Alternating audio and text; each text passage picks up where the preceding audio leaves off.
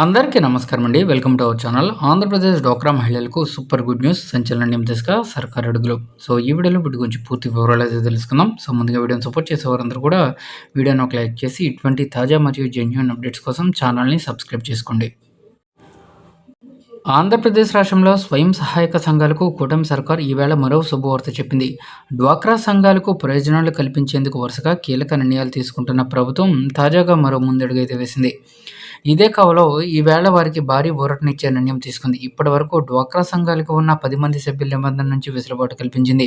ఇకపై 8 మంది ఉన్నా సరే వారికి రుణాలతో పాటుగా ఇతర ప్రయోజనాలను కల్పించబోతుంది. గతంలో గ్రామీణ ప్రాంతాల్లో డ్వాక్రా గ్రూపుల్లో సభ్యుల మరణం లేదా వలసల వల్ల ఒక సంఘంలో సభ్యుల సంఖ్య 10 కంటే తగ్గితే ఆ సంఘాలు ఎంత బాగా పనిచేసినా తర్వాత రుణ సదుపాయం పొందేందుకు తీవ్ర ఇబ్బందులు ఎదుర్కోవాల్సి అయితే వచ్చేది. ఇప్పుడు ఏపీ గ్రామీణ బ్యాంకు తమ అంతర్గత ఉత్తర్వులు నెంబర్ 152 ద్వారా దీనికి ప్రత్యేక సడలింపులు ఇచ్చింది. ఇదో చారిత్రాత్మక నిర్ణయమని మంత్రి కొండపల్లి శ్రీనివాస్ ప్రశంసించారు. కొత్త మార్గదర్శకాల ప్రకారంగా కనీసం 8 మంది యాక్టివ్ సభ్యులున్న సంఘాలకు రిపీట్ డోసు రుణం మంజూరు చేస్తారని ఆయన తెలిపారు. అయితే సభ్యుల సంఖ్య తగ్గడానికి వలసలు లేదా మరణం మాత్రమే కారణమై ఉండడంతో పాటుగా అక్రమాలు లేకుండా, పాత బకాయిలు లేకుండా సక్రమైన చెల్లింపులు ఉండాలన్నారు. అర్హత గల స్వయం సహాయక సంఘాలు ప్రత్యేక తీర్మానం, బాధ్యతా పత్రాన్ని సమర్పించాల్సి ఉంటుందని మంత్రి తెలిపారు.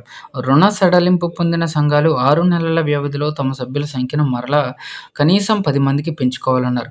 మహిళలకు ఇచ్చే రుణం ఒక ఆర్థిక సాయం మాత్రమే కాదని వారి జీవనోపాధి, స్వయం ఉపాధికి, మహిళల ఆర్థిక సాధికారతకు నిదర్శనం అన్నారు.